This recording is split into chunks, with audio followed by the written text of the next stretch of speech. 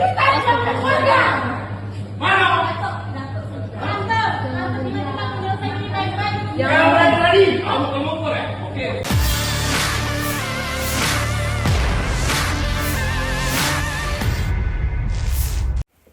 Nama Lady Aurelia Pramesti, dokter koas di Palembang, Sumatera Selatan menjadi sorotan beberapa waktu terakhir. Lady menjadi pemicu penganiayaan yang dilakukan sopir berinisial DT terhadap rekannya Muhammad Lutfi yang tidak lain merupakan ketua koas di rumah sakit tempatnya bekerja. Penganiayaan itu berawal dari masalah pengaturan jadwal piket jaga dokter koas.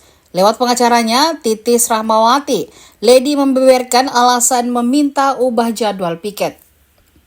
Ia merasa beban yang ditanggungnya terlalu berat dan mungkin ada perlakuan yang tidak sama. Padahal tingkat stres setiap orang berbeda-beda sehingga perlu disikapi dengan bijaksana. Menurut Titis, aksi penganiayaan itu dipicu karena persoalan yang sepele yakni miskomunikasi. Ada kemungkinan terjadi kesalahpahaman antara Lutfi dan Lady. Hal itu disinyalir karena perbedaan usia keduanya, Lutfi lebih senior sementara Lady lebih muda. Ibunda Lady, LN, mengaku Lutfi ketemuan untuk membicarakan kesalahpahaman tersebut. Ia mengajak Lutfi bertemu lantaran Lady tak bisa berkomunikasi dengan Lutfi. Namun pembicaraan itu ternyata menimbulkan konflik. Komunikasi yang ternyata tak menemui titik temu memicu sopir LN DT terprovokasi sehingga terjadi pemukulan tersebut. Pihak DT pun mengatakan berusaha untuk melakukan perdamaian. Kendati demikian, pihak DT berusaha kooperatif dan mengikuti proses hukum.